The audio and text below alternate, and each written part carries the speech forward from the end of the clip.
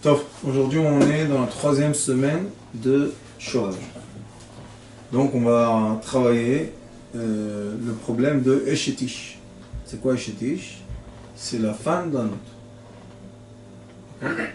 Et on va se poser la question, pourquoi la Torah nous a interdit d'avoir des relations intimes avec une femme qui appartient à un autre homme?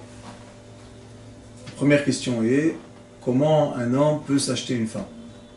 Deuxième question, pourquoi la femme est interdite à moi? Si je vais aller dans la rue et j'ai un désir vers une femme, pourquoi, si j'étais avec elle dans un rapport intime, pourquoi maintenant ça me cause un problème? Quel est le problème que j'ai fait? L'origine de tout ça commence à la halakha qui dit comment on s'achète une femme, comment un homme peut s'attacher à sa femme. L'origine de l'achat de la femme, c'est que les âmes ne viennent pas dans ce monde par hasard. L'homme et la femme étaient dans le Gan Eden, dans le paradis supérieur, une âme, c'était une partie. Dans le monde, ça s'appelle le royaume des âmes, Echal HaNeshamot, c'est le royaume des âmes.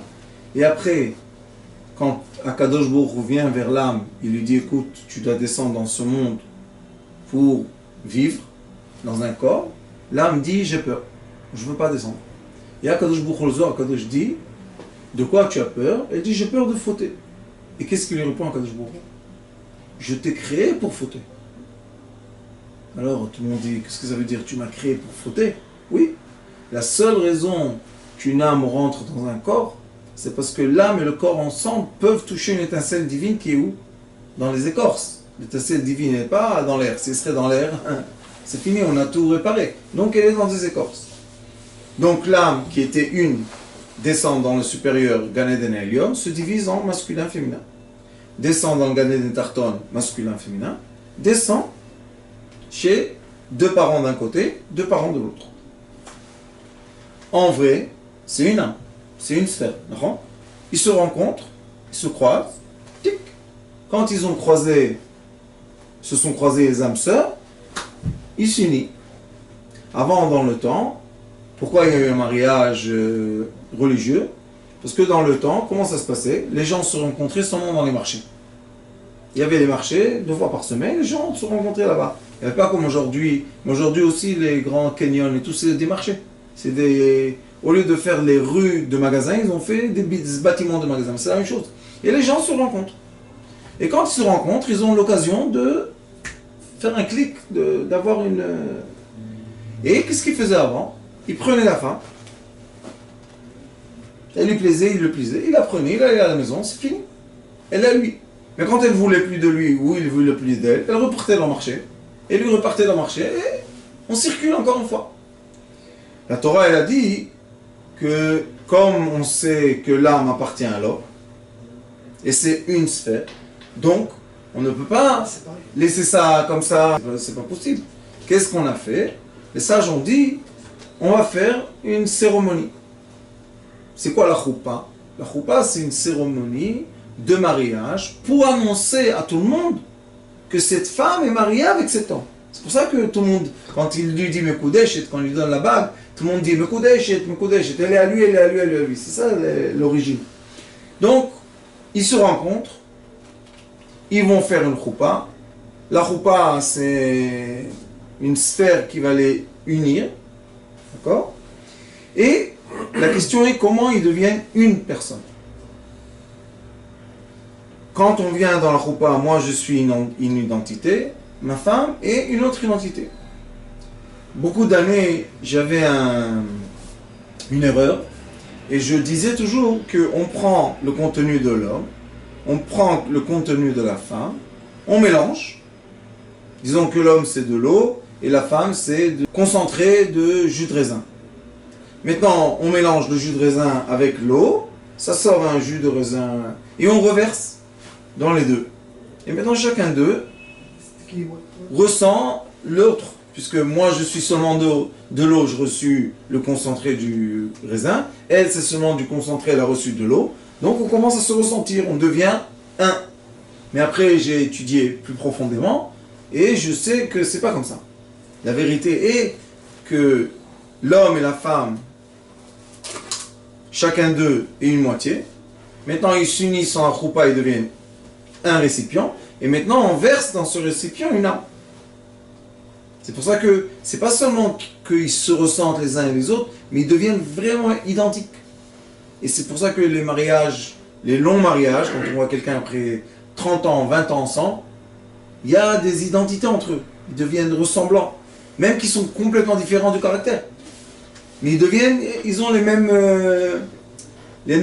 toujours mes enfants, ils disent, quand on pose une question, vous répondez les mêmes choses. Et moi et ma femme, on est deux opposés de la Terre. Mais ça crée une sphère. Donc maintenant, j'ai une sphère. Magnifique, j'ai créé une sphère, tout va bien. Qu'est-ce qui se passe dans cette sphère? En effet, il y a un flux très fermé d'énergie entre l'homme et la femme. Comment est le flux? Entre la bouche, quand on s'embrasse, c'est l'ouverture qu'on a, c'est l'ouverture de la bouche et l'ouverture d'en bas, le membre essentiel. Donc quand on est emboîté, le membre essentiel est dans la femme, c'est emboîté. La bouche du membre de l'homme est dans la bouche du membre de la femme. Et la bouche de l'homme est avec la bouche de la femme. Et là, il y a l'énergie de vie qui circule. Et c'est une sphère entière. La preuve que ça fait naître un enfant. Et cette circulation complète nous relie à la couronne. Je vous ai expliqué ça déjà, non? Quand on les emboîte ensemble, on les relie à la couronne. Donc on est une sphère fermée, hermétique. Quand on étudie, je passe à un autre sujet, quand on étudie la cacheroute de l'animal, quand on égorge un animal, et on veut savoir que cet animal est cachère, on enlève les organes, d'accord? Et on voit si l'organe a été percé. S'il y a une aiguille dans l'organe où il a été percé ou fendu, l'animal est interdit à manger. Ça devient taref, interdit à manger. Pourquoi interdit à manger? Qu'est-ce qu'il y a? Et alors, le poumon a été percé avec une aiguille. Quel est le problème? Ils disent que quand une sphère est percée, maintenant, les entités ont le droit de pomper, de pénétrer et de pomper. Ça veut dire qu'on va manger une entité. Et on n'a pas le droit de faire entrer dans notre corps des entités. Vous comprenez où le... Alors maintenant, l'homme et la femme, c'est une sphère. Maintenant, un autre vient et veut pénétrer la sphère. S'il pénètre la sphère, qu'est-ce qu'il fait? Il perce quoi? L'entier de l'homme et la femme. D'accord? Un homme et une femme, c'est un entier, une sphère entière. Puis vient quelqu'un de l'extérieur. Et lui, il pénètre. Qu'est-ce qu'il fait? Eshetish, c'est quoi la femme d'un autre? Il la veut quoi? Pour ses beaux yeux? Non, il la veut pour faire... D'accord? Alors, il va faire quoi? Il va pénétrer la sphère entière. S'il pénètre la sphère entière, nous avons la permission des entités de pénétrer cette sphère. D'accord? Et maintenant, nous avons la femme imaginaire, c'est la femme du mauvais penchant, s'appelle la médiou. La femme imaginaire, elle peut rentrer dans cette femme-là. Et maintenant, dans cette femme, il y a Ruachra. Il y a une entité mauvaise. D'accord? Puisqu'on a percé la sphère. Et qu'est-ce qu'il est écrit Masechet Sota? Masechet Sota, c'est un paragraphe de la Mishnah qui explique tout ce problème qu'une femme a été avec un autre homme. Et Masechet Sota dit que l'homme est venu Nichnas bo ruach kina. Il a eu un vent, un esprit de jalousie. Mais d'où il a un esprit de jalousie? Première question. Deuxième question, c'est en hébreu, kina, jalousie, c'est la Gimatria 156.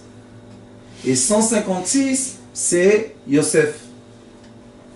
Et Yosef, c'est 156. Yosef, c'est quoi? C'est le membre essentiel. Yesod, non? Yosef, c'est le Yesod, c'est le membre essentiel. Donc on voit que l'esprit de jalousie vient à l'homme parce que le membre essentiel de sa femme a été atteint. Ça veut dire qu'il s'est approché de sa femme. Comme sa femme a été, leur sphère a été percée par un autre. Et quand on a percé la sphère, on a dit que l'entité est rentrée dans cette femme-là. Maintenant, lui, il a fait ce qu'il fait avec sa femme. Il a aspiré dans sa tête, quoi? Au lieu de faire l'amour avec sa femme, il fait l'amour avec une entité. L'entité, c'est le roi. C'est l'esprit. Quel esprit? Le mauvais esprit du membre essentiel. Alors, il fait que l'homme qui est avec sa femme est en train de pomper une mauvaise entité, un esprit dans sa tête, qui va lui emmener des idées qui sont complètement extérieures à leur couple. Quand ils vont avoir les idées extérieures à leur couple, la raison est qu'un autre a percé la sphère de leur couple. Donc maintenant, nous avons une sphère entière, pleine d'entités. La faute du membre essentiel, comme je vous ai déjà dit la semaine dernière, c'est Parashat Shmot, la Parashat de Shmot. Et là-bas, le Hari Akadosh explique que la volonté des entités est de pomper le liquide essentiel de l'homme et le liquide essentiel de la femme. Qu'avec ce liquide-là, ils vont faire naître leur entité. Vous vous rappelez, on a dit que... Le liquide de la femme, elle vient aussi de la tête? Oui. Alors on dit que le liquide essentiel, c'est lui qui va faire naître. Attends, Isha Kitazria, tu te rappelles? Isha Kitazria. Donc la femme, quand elle va faire sortir le liquide essentiel, l'entité masculine va la prendre et elle va faire naître des enfants qui sont démons. On a un corps physique et l'âme de ce corps physique est un démon. Alors on se retrouve encore une fois, quand on fait Chas v'Shalom, on transgresse, on perce une sphère d'hommes et femmes qui était bien fermée, hermétique. Quand on l'a percé, Chas v'Shalom, maintenant, l'homme qui l'a percé, il fait l'amour avec qui? Avec une femme ou avec une entité? On a dit que quand il a percé, qu'est-ce qui est rentré? L'entité. Donc maintenant, quand il fait l'amour avec une femme ou avec une entité? Avec une entité. Il a juste un corps qui enveloppe, on a un corps de femme qui enveloppe une entité. Alors on retourne quoi? Au début, vous vous rappelez, on a dit la première faute c'était Zer la Batala. Et on a dit que Zer la Batala c'est quoi? Donner notre liquide essentiel qui s'appelle le liquide du cerveau. On la donne à l'extérieur aux entités. Après on a parlé de l'homme, homme, femme, femme. Et on a expliqué que l'homme voit l'arrière de cet homme-là, il voit une femme. Qu'est-ce qu'il voit? L'entité. Donc encore une fois, il donne le liquide à une entité. Et maintenant, on voit que la Eshetish, c'est exactement la même chose. Et donc on a un fil conducteur qui nous explique pourquoi on a des telles interdictions dans le membre essentiel. Et pourquoi pas dans l'oreille, et pourquoi pas dans le doigt. Et dans la Torah, il est écrit Asher natan ba shirvat zaro. Seulement si il a fait rentrer le liquide, alors on a un problème. Les sages nous disent éloigne-toi. Touche pas, regarde pas, parle pas, évite, évite, évite. Mais tout ça, c'est pour qu'on n'arrive même pas à quoi? À avoir la tentation de faire sortir le liquide essentiel. C'est parce que si on a fait sortir le liquide essentiel, les entités, ils ont pompé des âmes, et maintenant ces âmes-là, qui devaient être, que ce sont des anges, des fois c'est seulement un enfant, mais la plupart du temps ce sont des anges, et les anges-là se font encapsuler dans l'obscurité. C'est une souffrance qu'on ne peut pas comprendre. C'est comme être en otage. J'ai quelqu'un qui est venu me voir il y a quelques années. Il a été libéré de la prison thaïlandaise, je crois. Ou vietnamienne, quelque chose. Il nous a raconté ce qui se passe là-bas. Là-bas, on comprend c'est quoi un prisonnier. Il vivait avec des rats et quelque chose de affreux, affreux, affreux. Il dit, les gens, là-bas, les gens, ils sont moins que des êtres humains. Ceux qui sont en prison, on les traite moins qu'un être humain. Pourquoi? Parce que tu as transgressé les lois. Alors tu es maintenant puni. Puni de quoi? Tu baisses de degré d'homme, tu vas au degré de l'animal. Et quel animal? Les souris et les rats. Il dit, tu deviens comme eux. Tu te caches d'eux, tu fais la guerre avec eux, tu les manges. Pourquoi ça? Parce que on prend un être qui peut penser, qui peut parler, qui peut agir, qui peut ressentir, et on le met, on fait vivre avec des êtres qui sont comme des rats. Alors il souffre pas. Bien sûr qu'il souffre. Exactement la même chose, quand on prend Chas v'Shalom, le liquide du cerveau qui est le liquide de l'âme, d'âme à moire, c'est le liquide de l'âme, et on le fait sortir à l'extérieur, ça s'appelle Bachut, ou dans le monde obscur des entités. Et comme il a été fait sortir par un homme, il ne peut pas faire, il ne peut rien faire, il est emprisonné. Donc, on comprend que le Eshet Ish, c'est le problème de la sphère. On n'a pas le droit de presser, de percer, de transgresser une sphère. Et c'est pas seulement hommes et femmes qui sont mariés, c'est aussi l'interdiction de voler. C'est la même chose. Une personne qui vole, elle doit percer une sphère qui est l'environnement protectif d'une personne. Donc elle perce la sphère et elle prend ce qui ne lui appartient pas. Qu'est-ce que c'est? C'est le comportement des démons. Et c'est pour ça qu'on dit que quand quelqu'un vole, il a un démon qui est rentré en lui pour lui donner cette force de ne pas avoir peur d'être attrapé ou d'être fusillé ou quelque chose comme ça. Alors on voit que tout ce qui est rentré dans une sphère d'un autre est interdit.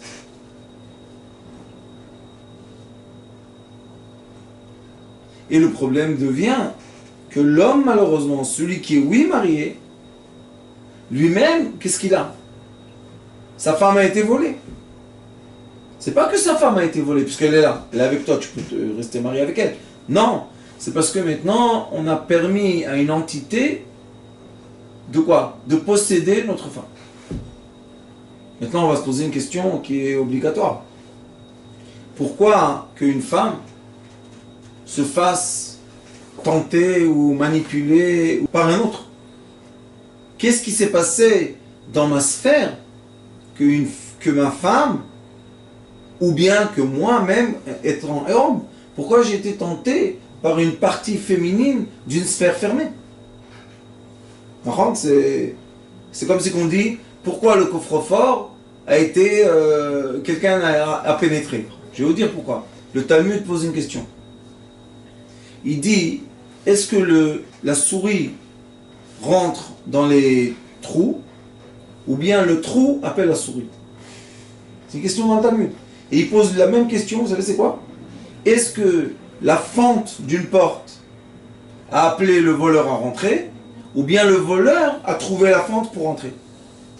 Vous savez c'est quoi la réponse? Pirtsa koret la ganav. Quand on laisse une fente, une ouverture, l'ouverture appelle le voleur. Donc, le voleur, c'est pas que lui a voulu arriver, c'est lui qui a été tenté. Maintenant, si on a compris cette règle, qui est très importante dans la vie de tous les jours, si tu vois que tu commences à être tenté par quelque chose, tu dois savoir que la chose t'appelle. Maintenant, tu dois savoir te préserver. C'est le rôle d'un homme. Maintenant, c'est quoi le rôle d'un être? Le rôle d'un être, c'est de se retenir. Pour ça, on est fort. Si on se retient de rien du tout, la vie, ça serait un cauchemar. Mais comme on sait se retenir, on sait ne pas dire ce qu'on veut tout le temps, on sait ne pas faire ce qu'on veut tout le temps, on sait arrêter à manger, sinon on deviendrait, je crois qu'on mourrait. Vous savez qu'il y a des animaux qui mangent jusqu'à ce qu'ils meurent. Ils n'arrivent pas à s'arrêter de manger. Nous aussi, si on n'aurait pas eu dans notre cerveau une glande qui nous dit arrête, on aurait pu manger un jour, c'est fini, on est mort. Donc ça veut dire que l'être humain, sa force, c'est de se retenir. Alors ça, c'est notre rôle à nous. Mais, il faut savoir qu'il y a des fentes qui appellent le voleur. C'est quoi la fente? La femme. Si, malheureusement, c'est pas bien fermé, alors malheureusement, ça appelle l'énergie de l'homme. Il n'y a rien à faire contre ça. Et on dit que plus que l'homme veut la femme veut l'homme. Maintenant, on va se poser une question. Comment est-ce possible que je suis marié avec une femme et malheureusement, la fente est ouverte? Pourquoi la porte est ouverte? Pourquoi elle appelle quelqu'un? La réponse est qu'il était dit Achla ou Marta Pia. Quand on parle proprement de l'action que la femme intime, on dit elle a mangé et elle a rincé sa bouche. C'est comme ça qu'on dit. Achla ou Marta Pia. Elle a mangé, elle a rincé sa bouche. C'est quoi qu'elle a mangé? Quand quelqu'un est rassasié, maintenant on mange bien, on a fait un beau repas, on est très très content, tout va bien. Et on s'assoit pour digérer un peu. Vient un ami, il nous dit viens, on va au restaurant. Qu'est-ce que tu lui dis? Ça y est, je viens de manger, comment je vais faire? Non, viens avec nous, juste tu t'assois avec nous et tout. Et il voit du manger. Il peut faire rentrer quelque chose s'il est plein. Vous savez, il y a des fois que c'est là. Il peut faire rentrer quelque chose, il ne peut rien en faire rentrer. Ça veut dire que l'homme, il a une responsabilité de nourrir sa femme, qu'elle soit comblée. Comblé. Comblée tout le temps. Qu'est-ce qui comble la femme? Le liquide masculin. Les sages nous disent que le liquide masculin vit, il a une vie dans le corps d'une femme, vous savez combien de temps? 3 jours. 3 jours. 72 heures, c'est combien 72? Chesed. C'est pour ça qu'on dit qu'il fait la miséricorde. Chesed, c'est 72 heures. 72 heures, le liquide masculin vit dans le corps d'une femme. Très bien. Donc s'il vit dans son corps 3 jours, si le 4e jour je ne suis pas allé être avec elle, qu'est-ce qui se passe? Elle a faim. Maintenant elle va se retenir, il n'y a pas de problème. Elle se retient. Mais à un moment, combien de temps on peut ne pas manger? 1 semaine, 2 semaines, combien on peut ne pas manger? Donc à un moment, elle a vraiment faim. Et lui, il ignore. Qu'est-ce qui va se passer? La porte va s'ouvrir toute seule. Donc nous, les hommes, on a un rôle essentiel de combler nos femmes, qu'elles ne soient jamais faim. Il y a un moment dans la vie, au début c'est plus courant d'être ensemble, et après, ça va plus doucement. 1 fois par semaine, 1 fois tous les 15 jours. Ça va à un rythme plus lent. Pourquoi? Parce que la femme, même quand elle reçoit son homme en entier, avec l'amour, avec l'amitié, tout ça, ça y est, elle est bien rassasiée. Et c'est pour ça que d'après la Kabbalah, l'homme doit aller vers sa femme seulement quand la femme l'appelle. Et non pas quand l'homme il veut. Ça, c'est une histoire de Kabbalah. Ouais, je sais. Et il y a un jour qu'on comprend que si je vais tout le temps vers elle, et elle ne veut pas, j'ai mal à la tête, j'ai mal au pied, j'ai mal à l'oreille, j'ai mal au rien, et elle ne veut pas, ça commence à être désagréable. D'accord? C'est, je pense, une des choses qui est le plus vexante au monde, c'est de vouloir sa femme, elle te dit je veux pas. Ou je peux pas, ou évite-moi, ou m'approche pas. Pourquoi c'est vexant? Où tu veux que j'aille? Non? Si c'est pas toi, ça va être qui? Mais ça, c'est une relation homme-femme d'un certain degré. Bien, après, on est bien mariés, beaucoup d'années, ça y est, on se comprend, on sait faire les signes, on sait exactement ce qui se passe. Alors là, ça va, on peut 1 fois par semaine, 1 fois, même des fois 2 fois par mois, ça suffit. Il y a des couples comme ça leur suffit. Pourquoi? Ils sont rassasiés, ils sont contents, ils font ça bien, quelques heures, tout va bien. Donc, la femme, si elle a faim, elle ouvre les portes. Et la Kabbalah dit qu'en bas, ça s'appelle dlatot. Pourquoi dlatot? Dad, en hébreu, c'est la poitrine. Dad. Et dad, c'est 2 fois dalet. Et la porte dalet, c'est dalet. Dalet, en hébreu, dalet, c'est porte. Alors on voit que dans la poitrine, il y a 2 poitrines, donc il y a en bas 2 portes. À droite, à gauche.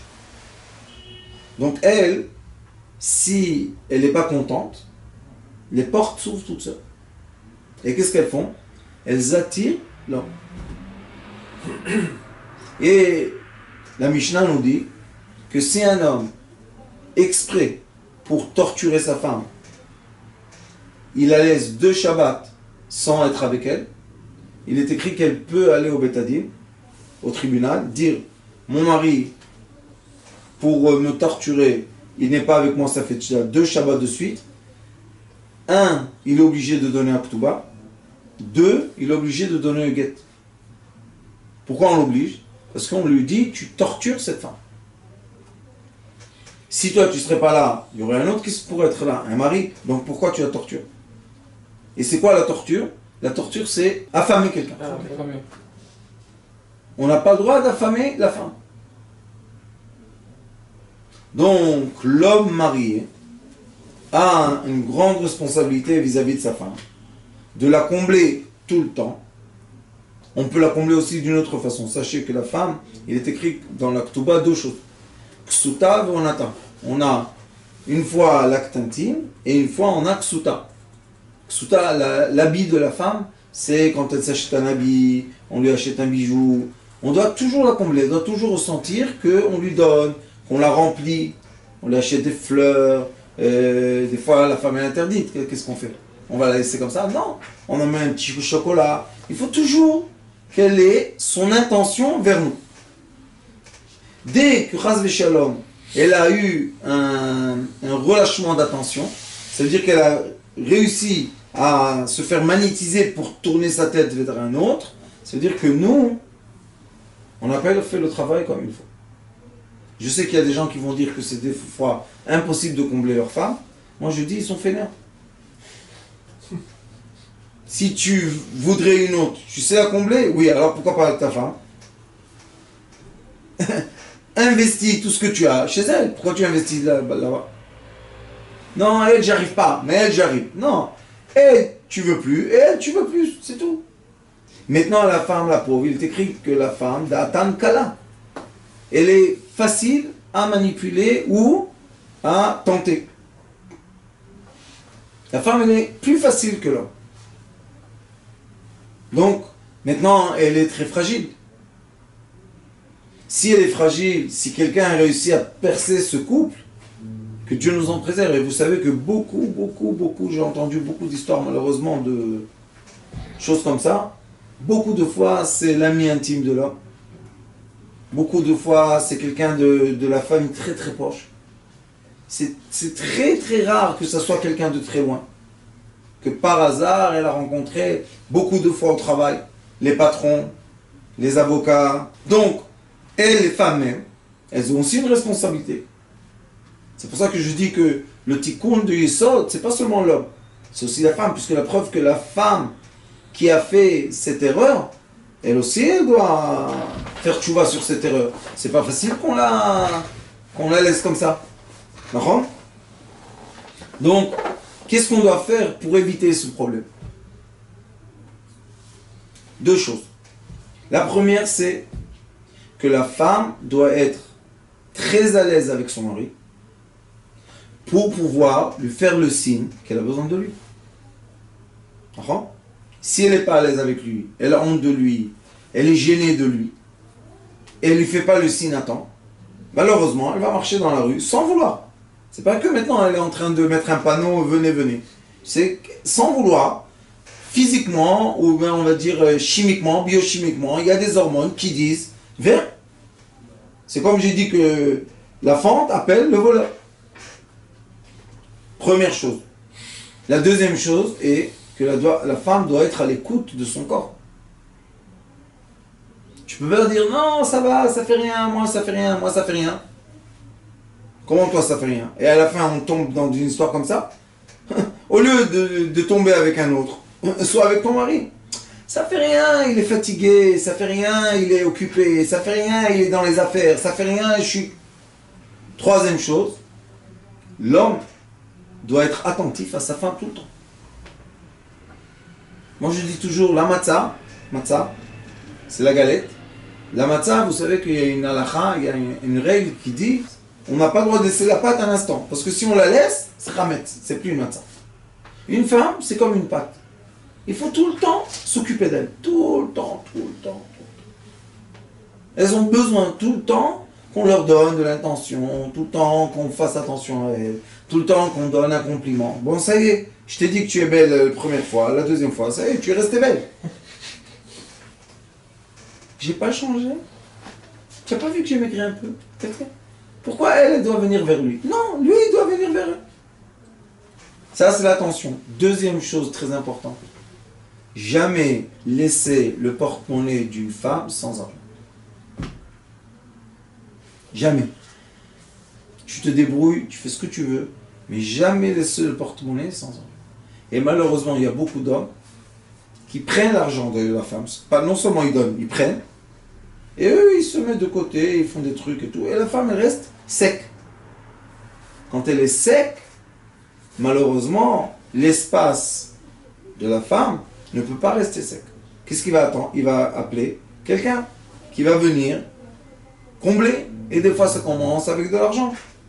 Pas parce que c'est une prostituée. Parce qu'elle a besoin d'un prêt. Tu peux me faire plaisir, tu as 200 shekels? Oui, j'ai. Elle a pris le premier 200 shekels, c'est foutu. Pourquoi? Parce que ça va commencer à être des rapports gênants.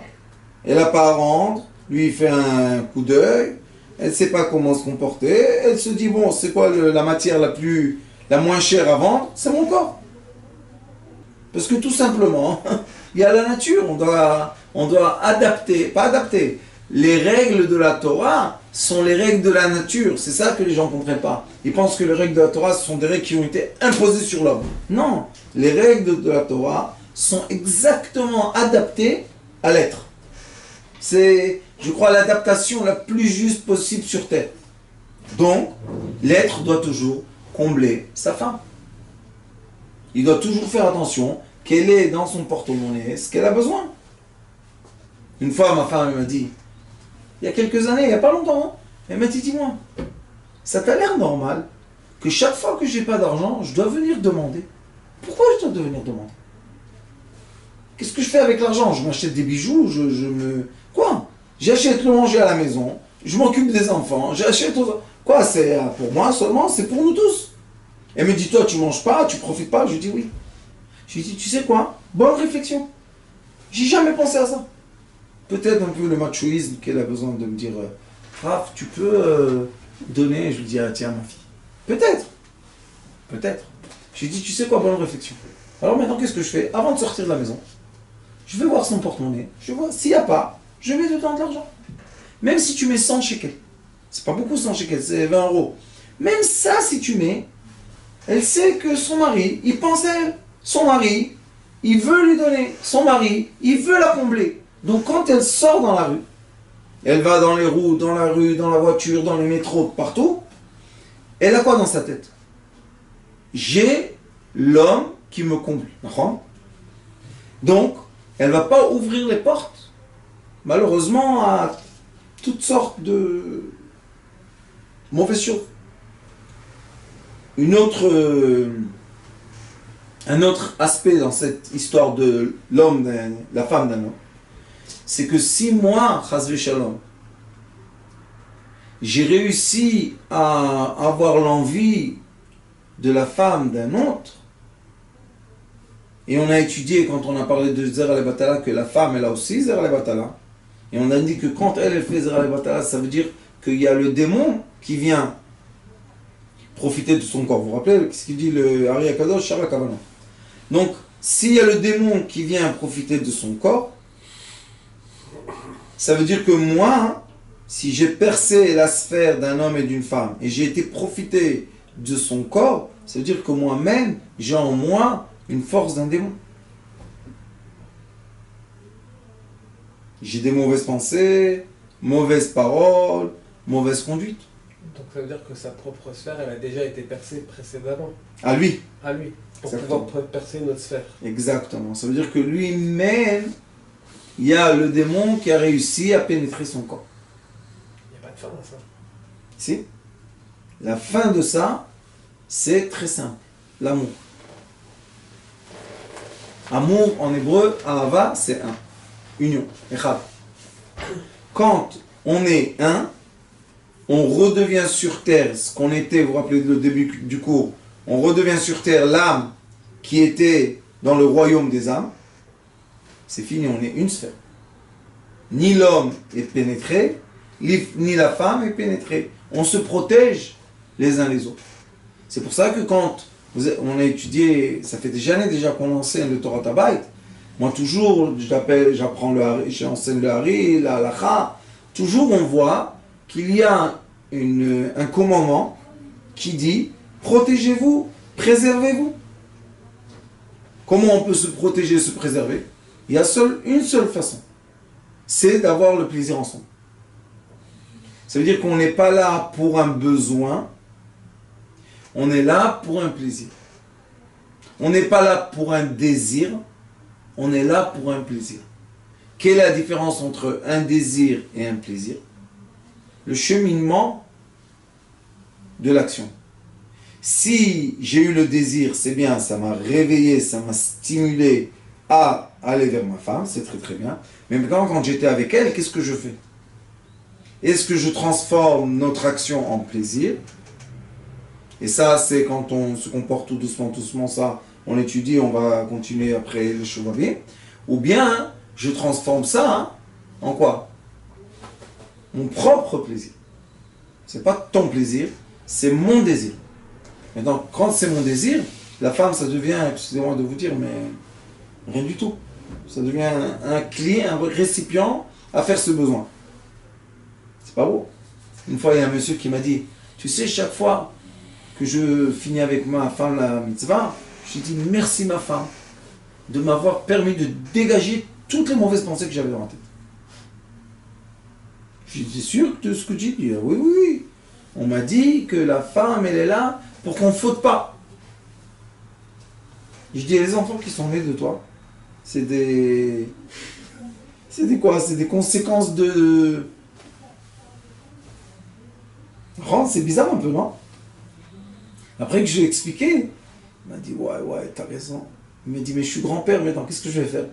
Je lui ai dit, ben, tu vas aller tuer ta petite mémé, et tu vas lui expliquer que c'est pas du tout une poubelle, et c'est une femme bien. Depuis, elle a maigri 30 kilos. Vous savez, à l'âge de 60 ans, de maigrir, c'est très difficile. 30 kilos elle a perdu. Il m'a dit, c'est une transformation. Je lui ai dit, oui, c'est plus une poubelle, Baruch Hashem, c'est devenu une femme. Donc on est obligé de comprendre ça, que le plaisir est une partie d'un désir, mais le cheminement, c'est quoi? C'est premièrement faire monter le liquide féminin, vous vous rappelez? Man, le liquide féminin qui monte, et après on a le liquide masculin qui descend. C'est un travail d'être ensemble. Les jeunes, ils sont ensemble quoi? 10 minutes, ils vont dormir. Mais nous... Quand on est ensemble, c'est 2 heures, des fois 3 heures, il faut bien être gentil. Et après, la femme, elle est bien rassasiée, croyez-moi. Elle s'en fout du monde entier, elle ne voit rien dans la rue. Même l'homme, quand il a bien été avec sa femme, bien le temps qu'il faut, ça c'est pas parti en... Hop, il a tout fini. Quand moi, il marche dans la rue, il voit rien du tout. Il voit ni femme, ni homme, ni rien du tout. Pourquoi? Parce qu'il est content, parce que le cœur est plein. Le cœur est comblé. Mais quand malheureusement le cœur est vide, alors qu'est-ce qu'il fait le cœur? C'est un aimant le cœur. Il appelle. Il appelle à l'aide. Qui vient à l'aide? Vous savez combien d'avocats de divorce tombent avec les femmes qui représentent? Des quantités. Pourquoi? Parce que la femme elle vient, et mon mari il est comme ça, et mon mari il fait ça, et mon mari il m'a fait ça. Lui... C'est un héros, non? Il est là pour la protéger. T'inquiète, je serai là. À un moment, qu'est-ce qui se passe? Il est attiré. Pourquoi? Par les portes ouvertes. Mais c'est la femme d'un homme. Tu attends que tu la divorces. Un jour, il y a beaucoup de femmes qui m'ont raconté ça, qu'ils étaient les maîtresses pendant qu'elles étaient instinct de divorce de leur avocat, le jour qu'elles ont reçu le divorce, le jour, il ne veut plus d'elles. Comment ça s'appelle ça? Ma'im gnuvim imtaku. Les êtres humains aiment les choses volées. Pourquoi? Parce que quand ils ont volé quelque chose, ça leur dit ah, j'étais malin, on ne m'a pas attrapé. L'enfant, c'est Ma'im gnuvim imtaku, ça s'appelle. L'eau volée, elle est douce. Pourquoi elle est douce? Je suis plus malin que les autres, j'ai fait quelque chose que les autres ne savent pas faire. Mais c'est interdit de voler. Alors, quand même. Parce que j'ai percé la sphère. Maintenant, j'ai le goût du mauvais penchant qui me donne tout ce que je veux, jusque je deviens son esclave. Et beaucoup d'hommes, que malheureusement ont eu ce problème-là de femme d'un autre, m'ont dit que c'est un désastre. Tout tombe. Le travail, tout tombe. Il perd l'argent, il perd tout. Pourquoi ils ont tout perdu?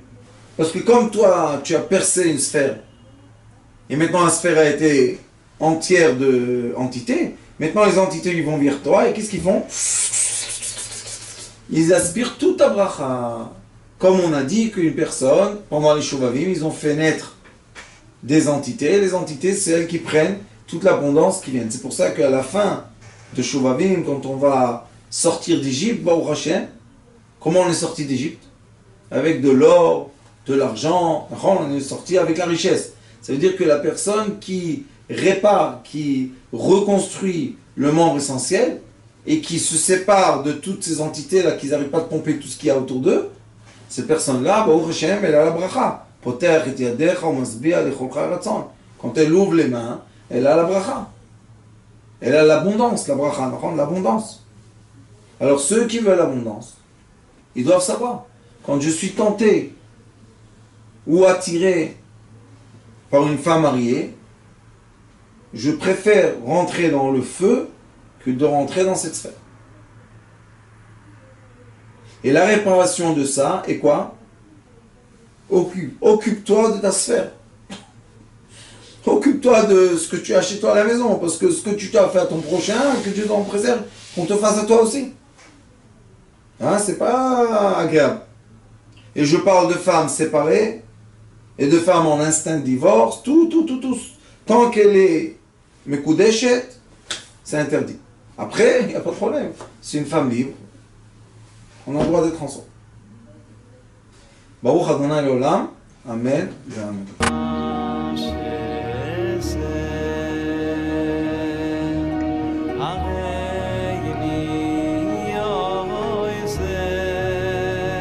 הוא היה אומר לי, בבית שלי יש מלאכים, לא רוצה לצאת מהבית.